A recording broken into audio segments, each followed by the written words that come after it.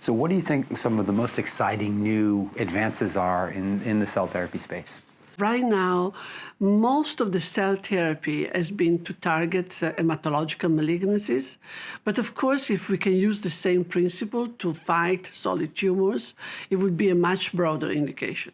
So this is very exciting. But to me, it's equally exciting the fact that we can now use the same gene to target autoimmunity and to target many incurable diseases. And also we can use the cell therapeutics as an approach to modify the genes and to cure genetic diseases. Right now, genetic diseases are really becoming a center of our medicine textbook, because when I started to work in genetic diseases, there were 3,000 genetic monogenic diseases, and now we discovered that many diseases that we thought were not genetic, like, for example, psoriasis or some form of Crohn's diseases or some form of type 1 diabetes, are indeed genetic diseases that can be cured with cells engineered in the lab with the healthy gene.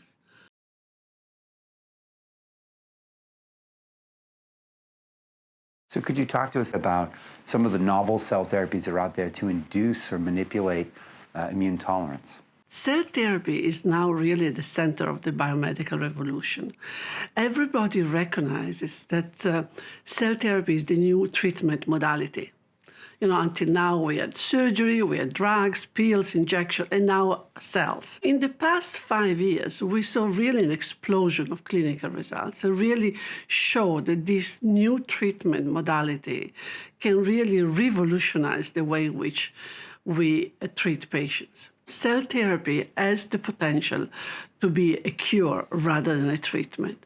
And there is always a big difference between a treatment, a therapy, and a cure, because cure, by definition, should be definitive. What we have right now, which is really exciting, is a way to use cells to tweak the immune system and to make sure that the immune system fights tumors and cancer cells. But we have also modalities to do the opposite, to have cells that restore in the immune system the quiescence and the homeostasis that is missed, for example, in immunomediated diseases, autoimmunity, type 1 diabetes, multiple sclerosis, so on. So we can use cells as the drugs that would do either boosting the immune system or shutting down the immune system and restoring tolerance. We have now identified key genes that we need to use to do either or. This is a very exciting moment for cell therapeutics, because we understand that this treatment modality has much more potential than what we thought before, and can even replace biologicals or small molecules that what the industry used until very recently.